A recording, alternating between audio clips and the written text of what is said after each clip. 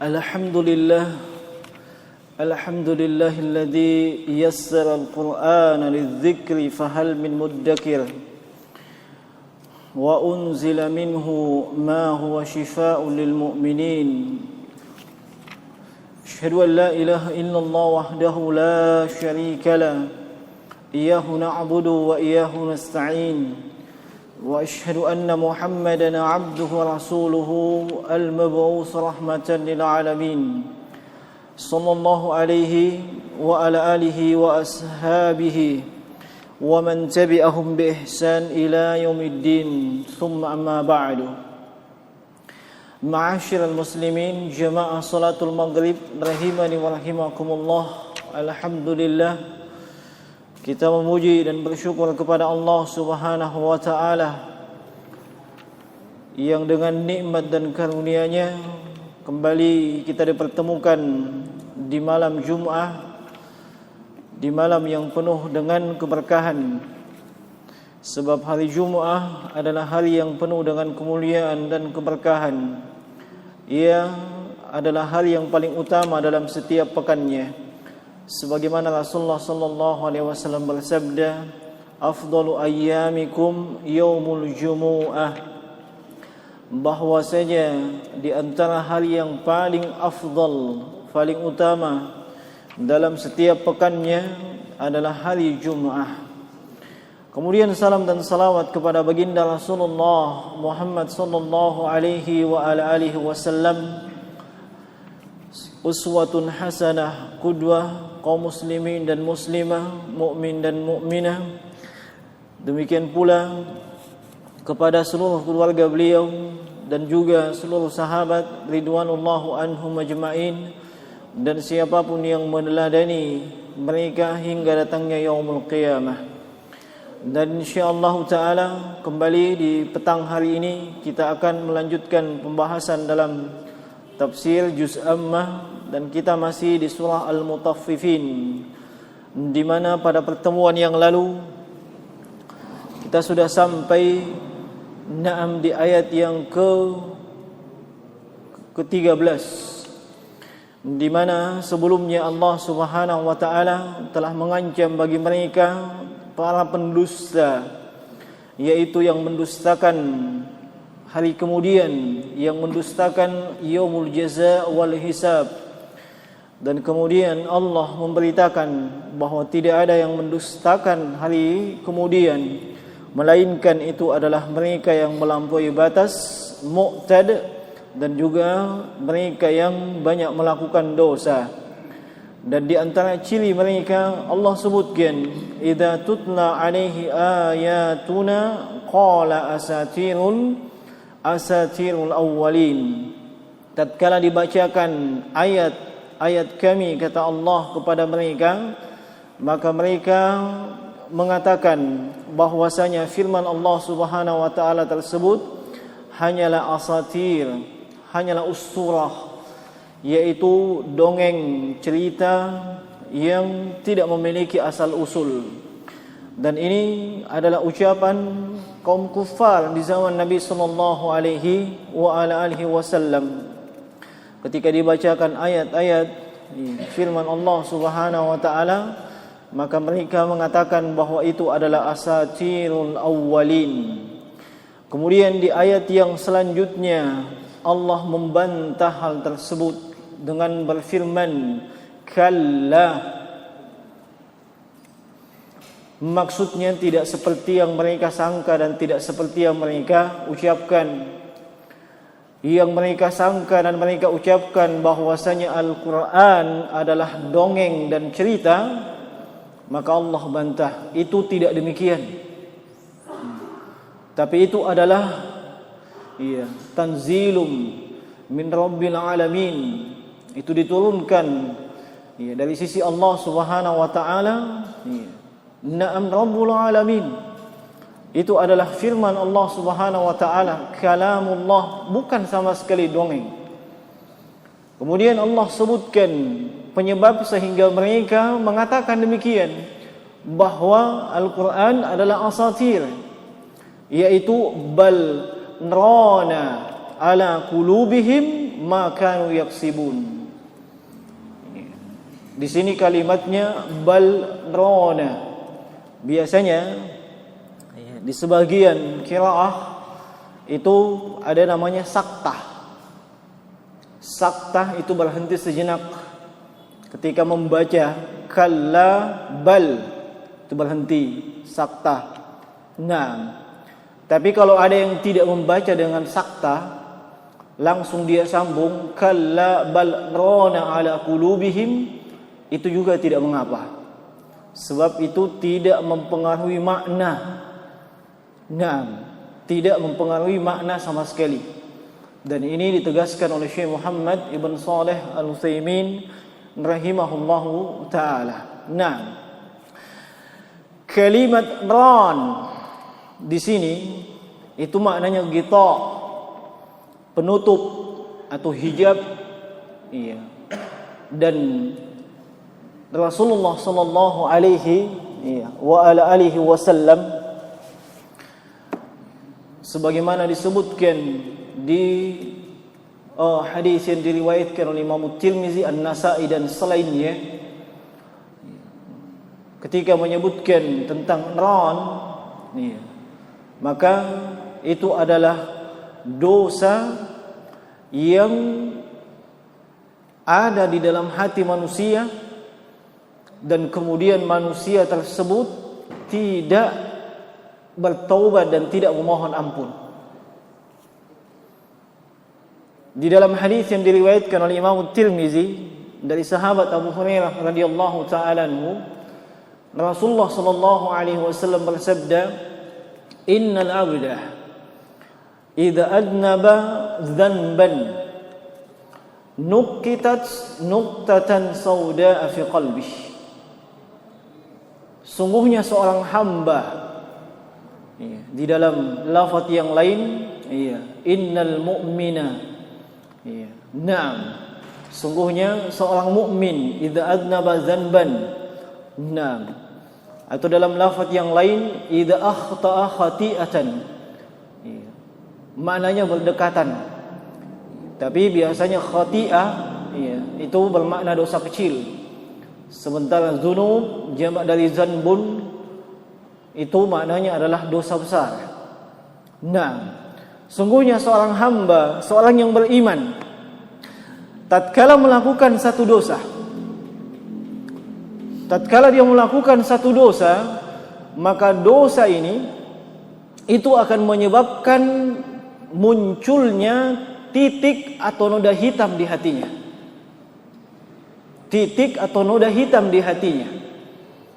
Nah, dan selagi dia tidak bertaubat, beristighfar dan meninggalkan dosa tersebut, maka titik bintik hitam tersebut tetap akan ada di hatinya. Dan kalau dia tidak bertaubat, tidak beristighfar, memohon ampun, tidak meninggalkan dosa dan maksiat tersebut, bahkan menambah dosanya, zada fazada, maka hati yang asalnya, yang diibaratkan oleh Imam Ibnul Qayyim Al-Jauziyah itu bagaikan cermin, itu akan ternoda dan kotor. Biasanya kalau kita punya cermin yang berdebu, kalau dia kena debu, apakah kita bisa bercermin? Bisa enggak antum bercermin? Bisa, tapi tidak begitu kelihatan. Semakin banyak noda yang menutupi cermin tersebut, kita semakin sulit nampak di cermin tersebut tatkala kita bercermin. Itu perumpamaan dosa yang menutupi hati. Manakala dosa ditambah dengan dosa, ditambah dengan dosa, dan tidak diiringi dengan istighfar, wal iqla', wat taubah, subhanallah, ini sangat-sangat berpotensi membuat hati seseorang menjadi mati.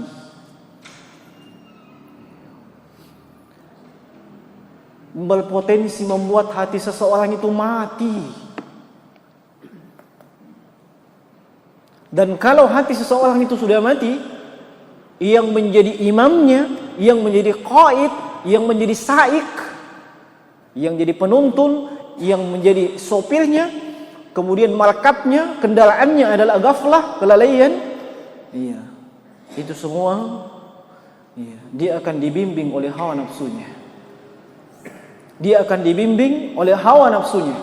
Apa yang diinginkan hawa nafsunya, itu yang jalan. Meskipun bertentangan, bertolak belakang dengan nas Al-Quran, nas Sunnah, dia tidak peduli.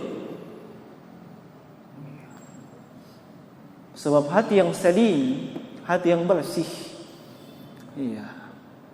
itu mengenal Allah Subhanahu wa ta'ala, mengenal perintahnya, memahami apa maksud di balik perintah Allah, memahami makna dan maksud di balik larangan Allah.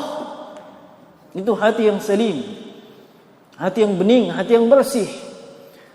Tapi hati yang mati, subhanallah. Nah, ujung-ujungnya apa jemaah sekalian? Mereka yang memiliki hati yang mati itu akan melihat segala sesuatu menjadi kebalikannya. Kebenaran dia anggap itu sebagai kebatilan. Demikian pula sebaliknya, kebatilan dianggap itu kebenaran. Nasihat dianggap itu celaan. Sementara celaan yang dialamatkan kepadanya dianggap itu nasihat. Ma'ruf dianggap mungkar. Mungkar dianggap ma'ruf. Tidak bisa membedakan.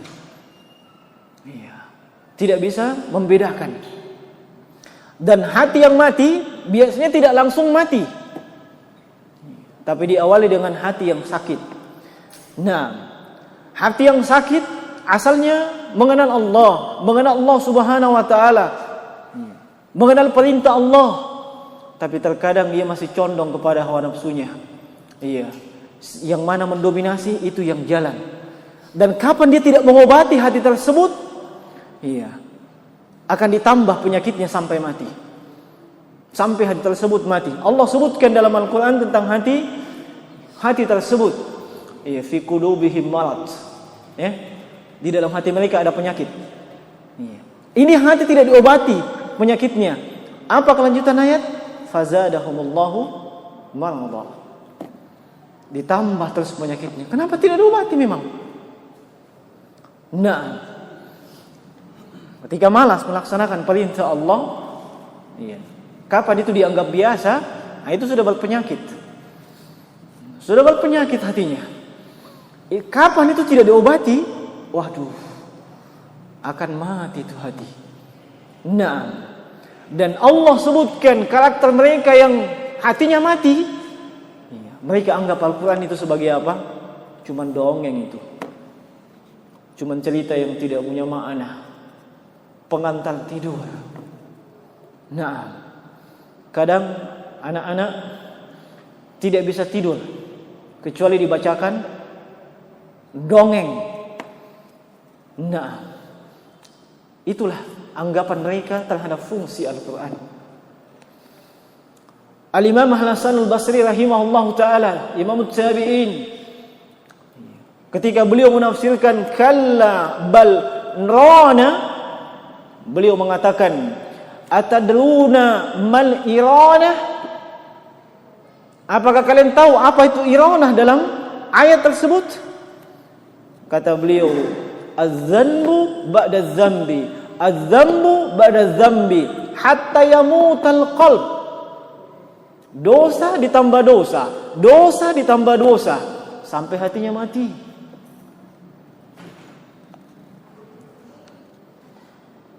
Mukmin, muslim yang baik, kalau hatinya itu masih ada secercah harapan dan masih diberi hidayah oleh Allah Subhanahu wa ta'ala, kadang dengan satu ayat, subhanallah, itu bisa mengubah jalan hidupnya. Kadang dengan satu ayat masuk di dalam hati manusia, itu bisa mengubah jalan hidup orang. Dan begitu banyak Ya, para ulama kita sebelumnya, kalau kita membaca sejarah mereka, hanya dengan satu ayat. Ya, hanya dengan satu ayat. Kita ambil contoh Imam Al-Fudail ibn Iyad rahimahullah ta'ala. Imam Fudail ibn Iyad, profesinya qati'ut tariq. Apa itu? Kalau bahasa kerennya begal. Bahasa kerennya begal. Penyamun, perampok. Kalau ada pedagang singgah di kota Madinah dan itu di waktu petang seperti ini, mereka tidak mau lanjutkan perjalanan. Kenapa? Al-Fudail dikenal, namanya masyhur, terkenal. Kapan kau lewat pasti dibegal sama Fudail. Itu pasti. Iya. Tapi lihat, ketika Allah memberikan hidayah kepada seseorang dengan satu ayat, iya, Fudail ketika itu pemuda, ya. Pemuda itu biar bagaimanapun bejatnya, tentunya suka dengan yang namanya wanita. Ya. Sepanjang dia masih normal. Ya. Kalau dia sukanya sama laki-laki, itu tidak normal, menyalahi fitrah, menyalahi sunnatullah. Nah, tatkala dia mengetahui dan melihat seorang wanita yang sungguh cantik, nah, maka dia mencari tahu di mana rumahnya wanita tersebut. Dan dia tahu, ya biasanya kan koneksi banyak ya. Namanya laki-laki yang terkenal masyhur dengan kejahatannya, ya, dia tinggal call-call saja. Ya, siapa yang jadi koneksi-koneksinya? Ya, singkat cerita ditahu rumah wanita tersebut. Ya, ternyata rumahnya lantai 2 dan wanita tersebut tinggal di lantai 2. Maka di suatu malam manjatlah Fudail ke rumah wanita tersebut. Dia manjat sampai ke atas. Tapi ternyata wanita tersebut wanita solehah. Iya, bukan wanita salah. Ya, wanita solehah. Wanita tersebut sedang ngaji, membaca Al-Quran, dan dia tidak tahu ada yang manjat di rumahnya. Yang dia baca ketika itu suratul Hadid. Nah, sampai kepada ayat Alam ya'ni lilladzina amanu an takhsha'a qulubuhum wa ma dzakara minal haqq. Kalian tahu artinya itu? Fudail itu kan orang Arab, tahu bahasa Arab, tahu itu Al-Quran. Iya. Nah, mungkin kita atau sebahagian orang yang tidak tahu bahasa Arab, mungkin ketika dibacakan Al-Quran santai aja, memang tidak tahu memang. Iya. Memang tidak tahu sama sekali. Fudail tahu, orang Arab memang. Alam ya'ni lilladzina amanu an takhsha qulubuhum. Belumkah sampai waktunya orang yang mengaku beriman untuk takut hatinya kepada Allah? Itu ayat membuat dia turun pelan, pelan, selangkah demi selangkah, dan itu pasti. Lalu dia berazam, bertekad kuat meninggalkan dosa dan maksiatnya. Lalu dia pun menuju ke tempatnya para ulama, belajar, menghafal Al-Quran, menghafal hadis. Dan antum yang biasa baca buku-buku tafsir, buku hadis, buku usul, buku fikih, pasti tidak akan asing nama Fudail ibn Iyad. Qala al-Fudail ibn Iyad rahimahullahu ta'ala. Pasti ada itu. Pasti ada itu. Dan usia beliau, ketika itu 60 tahunan. 60 tahunan bisa dan sempat menjadi ulama. Asalnya apa? Satu ayat.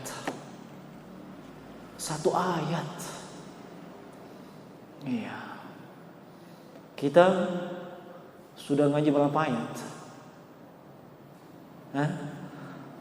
Sudah berapa ayat yang kita hafal di luar kepala, lengkap dengan tafsirannya?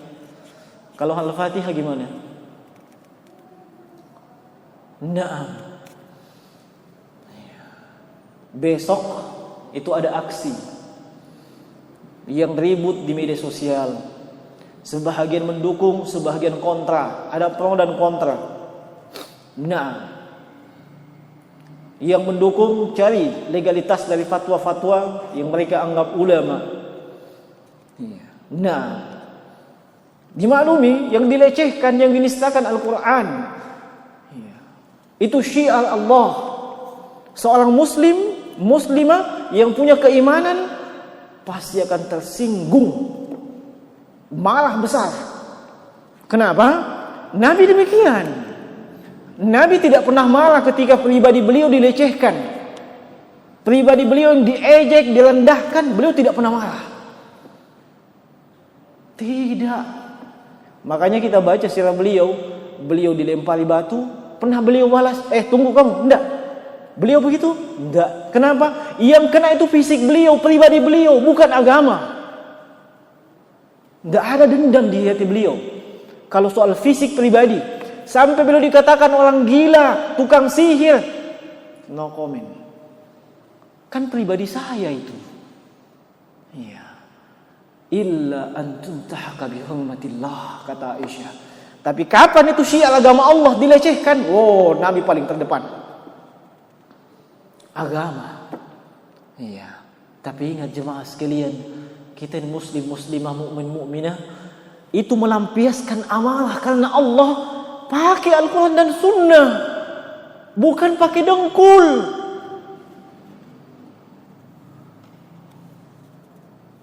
Sampai mesti melakukan demonstrasi seperti itu. Demonstrasi seperti itu bukan cara orang Islam. Memang Nabi pernah contohkan demo. Sahabat mencontohkan demo. Kapan?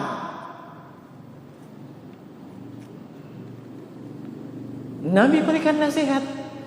Ya. Naam. Dan yang kebetulan yang melakukan itu kan penguasa. Ya. Penguasa, gubernur. Nah, karena statusnya itu, maka kita kembali kepada tuntunan Quran dan Sunnah, bukan cuma semangat dan emosi tanpa ilmu. Kita tuh belajar, yang dipelajari itu mau diamalkan, bukan cuma dikantongi doang, diamalkan. Nah, Nabi memberikan tuntunan. Man arada yansaha lidhi sultan fala yubdi alaniyatan walakin ya'khud biyadihi. Siapa yang mau menasihati penguasa, maka jangan di depan umum, jangan terang-terangan, jangan di atas mimbar, jangan jadi orator. Bukan itu caranya. Sebab itu bukan menasihati, itu menjelek-jelekkan dan melecehkan. Dan penguasa tidak akan mau terima diperlakukan seperti itu. Jangankan penguasa, Anda sendiri di depan umum dinasihati, Anda mau terima? Saya yakin tidak akan terima. Itu bukan nasihat, itu pelecehan. Kata Nabi, khud biyadihi. Beliau kasih contoh. Pegang tangannya, cari tempat sepi, nasihati. Kamu itu keliru, begini. Fa in qabila minhu fadzaka, kata beliau sallallahu alaihi wasallam. Kalau penguasa terima nasihatnya, itu yang kita cari. Wa illa, kalau penguasa tidak terima nasihat tersebut, Anda sudah menunaikan kewajiban menasihati. Yang memberikan petunjuk hidayah itu Allah, bukan Anda memaksakan kehendak. Dan di dalam hadis Nabi sudah mengabarkan, satakunu ba'di asaratun, akan terjadi, akan datang nanti di setelahku, kata beliau, para penguasa yang la yahtaduna bihadi wala bisunnati. Mereka tidak mendapatkan bimbingan hidayah dan sunnah Nabi sallallahu alaihi wasallam. Mereka tidak berhukum dengan hukum Allah. Lalu para sahabat tanya ketika itu, lalu apa yang kita lakukan? Apa kita mau demo, berontak, angkat senjata, mencela pemerintah? Bukan itu. Addu haqqahum was'alullah haqqakum. Tunaikan hak pemerintahmu minta kepada Allah hakmu. Artinya apa? Sabar. Realita. Dan Al-Quran menunjukkan demikian. Bani Israel, Allah tolong dari Fir'aun dan bala tentaranya. Kenapa? Sabar terhadap kezaliman Fir'aun. Mereka sabar terhadap kezaliman Fir'aun. Bukan langsung angkat senjata. Di zaman Imam Ahmad bin Hanbal rahimahullah, di saat seluruh kaum muslimin mendukung beliau, siap mengeluarkan beliau dari penjara dan menggulingkan khalifah yang menjadi murid Imam Ahmad dari seluruh penjuru negeri, datang hendak membebaskan beliau di penjara. Sebab beliau di penjara disebabkan fatwa penguasa bahwa Al-Quran itu makhluk, dan beliau mengatakan Al-Quran bukan makhluk, dia kalamullah. Beliau di penjara. Beliau terima. Beliau terima. Kenapa? Penguasa memberontak, mudaratnya, mafsadatnya jauh lebih besar, jauh lebih dahsyat. Nyawa kaum muslimin pasti tumpah. Belum lagi kerugian yang lain. Nah, tatkala jumlah kaum muslimin yang mendukung Imam Ahmad jauh lebih besar dibandingkan pendukung khalifah ketika itu, mereka datang meminta kepada Imam Ahmad, "Ya Aba Abdillah, al-an, wahai Abu Abdillah, sekarang waktunya kita bisa menggulingkan itu khalifah." Jumlah kaum muslimin di belakang Imam Ahmad itu, subhanallah, tidak bisa dihitung jumlahnya. Tapi apa kata Imam Ahmad?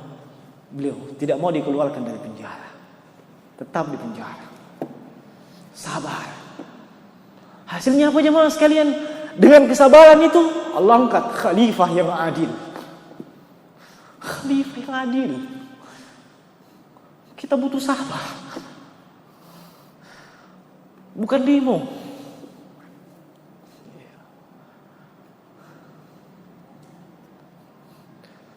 Kita tidak terima Al-Quran dilecehkan, tapi kita jangan menempuh cara yang bertentangan dengan Al-Quran, yang tidak ditempuh oleh pendahulu kita yang soleh.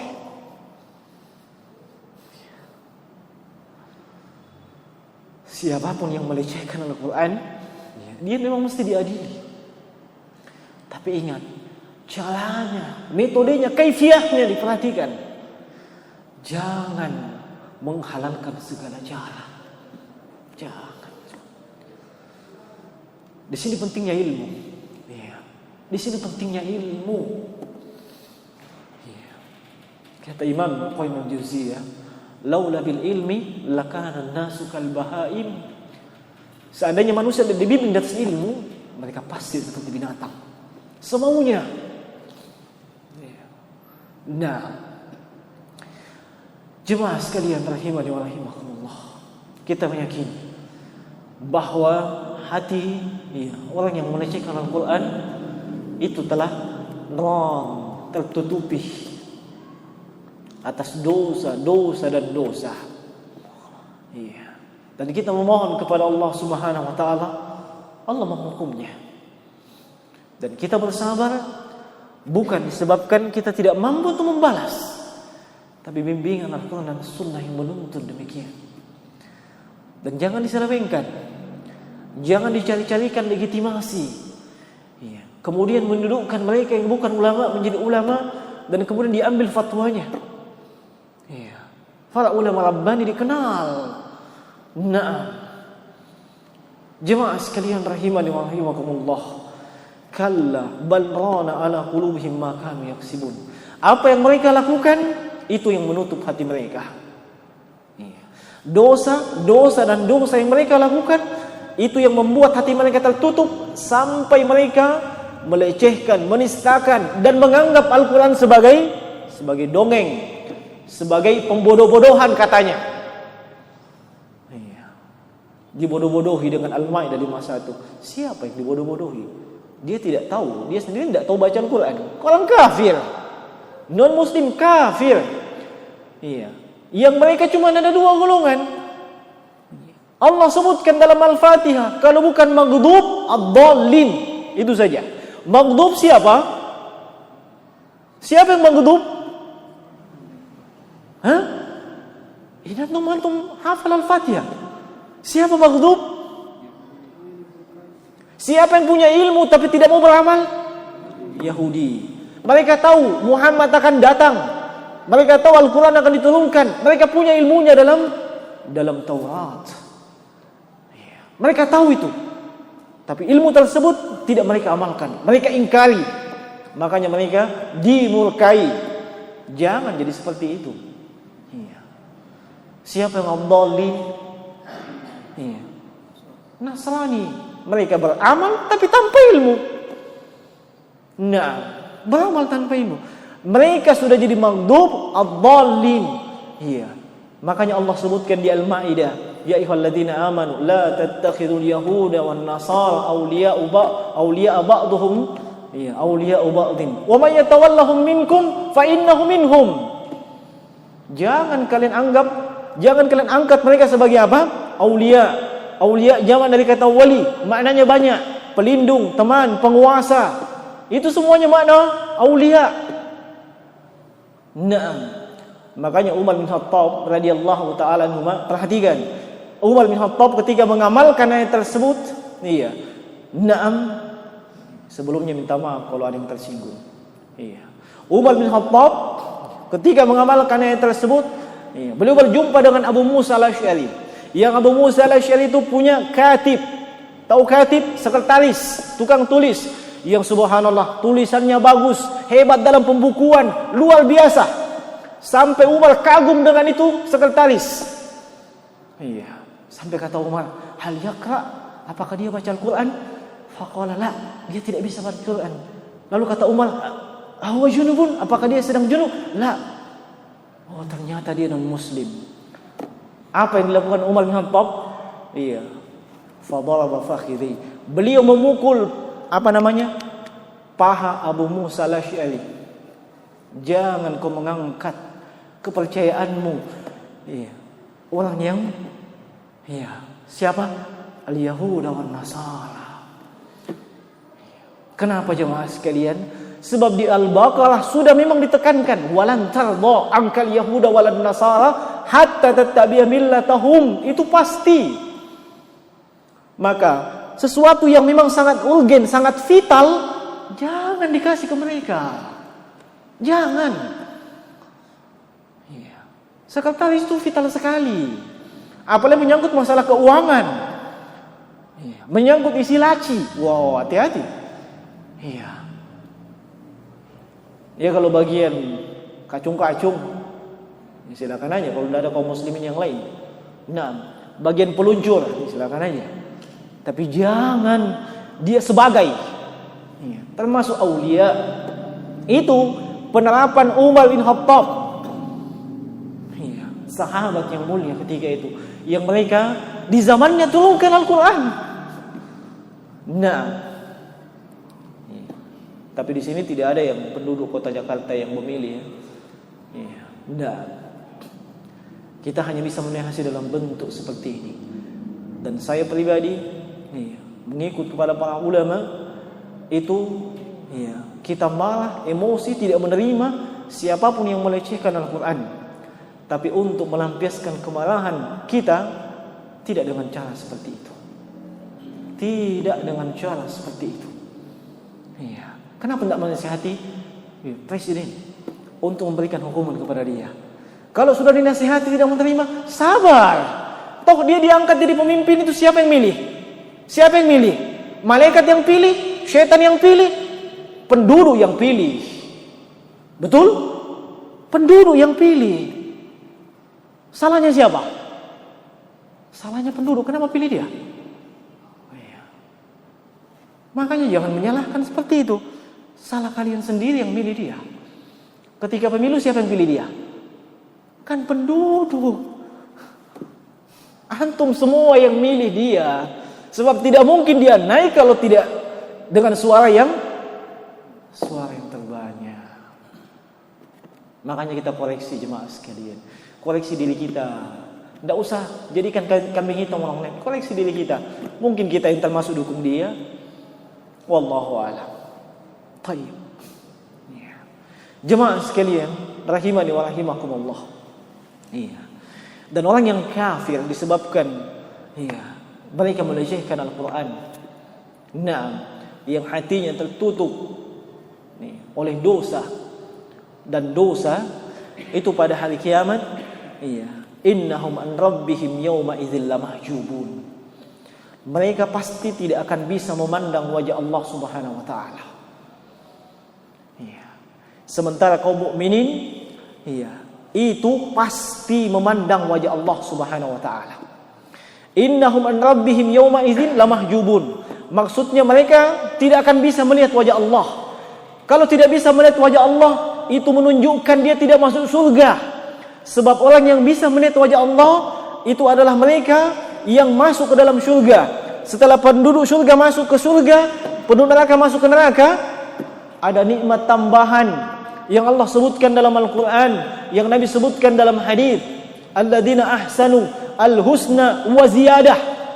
Mereka yang melakukan kebaikan, kemudian al-husna, kata Abu Bakar As-Siddiq dan Hudzaifah bin Yaman, al-husna di situ adalah jannah, surga, wa ziyadah, dan tambahan. Tambahannya apa? Ru'yatullah, melihat wajah Allah.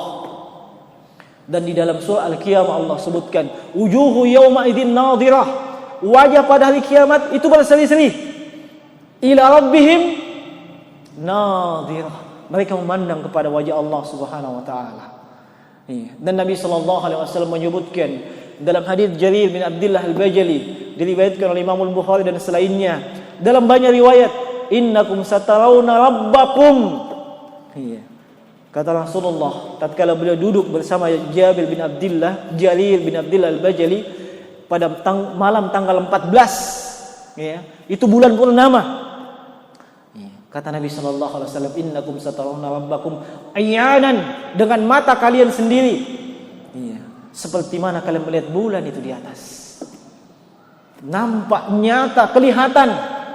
Tidak ada yang menghalangi. Wala tudammuna fi ru'yatihim. Kalian tidak akan berdesak-desakan dalam memandang wajah Allah Subhanahu wa taala. Fa in istata'ta, kata beliau, kalau kau mampu, alla taglibu. Kalau kau mampu, jangan sampai kau kalah. Kalah dari apa? Ala salati qabla tulu'i syamsi wa qabla al-ghurub. Faf'alu. Jangan sampai kau kalah sampai tidak melaksanakan salat sebelum terbitnya matahari. Apa itu? Salat subuh. Wa qabla al-ghurub, sebelum terbenam apa? Salat asar. Lihat. Pentingnya nih dua salat ini. Kalau kalian mampu, jangan sampai kalian kalah kemudian tidak salat subuh dan tidak salat asar. Itu salah satu keutamaan mereka yang menjaga dua salat ini. Salatul wusta, hafidhu ala salati was salatil wusta wa qumu lillahi qanitin. Allah perintahkan secara umum melaksanakan salat, dan secara khusus salat wusta. Salat wusta salat apa? Salat asar. Kenapa itu begitu mulia? Itu waktu pergantian malaikat, jemaah sekalian. Pergantian malaikat siang dan malam. Dan siapa yang meninggalkan salat asar dengan sengaja, habita amaluh, kata Nabi sallallahu alaihi wasallam, terhapus itu amalannya. Terhapus. Jangan main-main.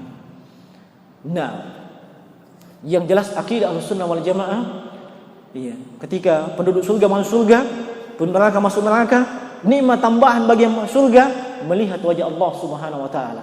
Adapun orang kafir, innahum an rabbihim yawma idzil lamahjubun. Mereka tidak bisa melihat wajah Allah Subhanahu wa taala. Sebab kenapa? Mereka di neraka. Astagfirullah.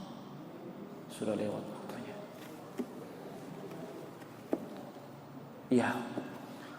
Minta maaf waktunya lewat, tidak ada yang ingatkan. Sekira cukup ya. Jam berapa Isa?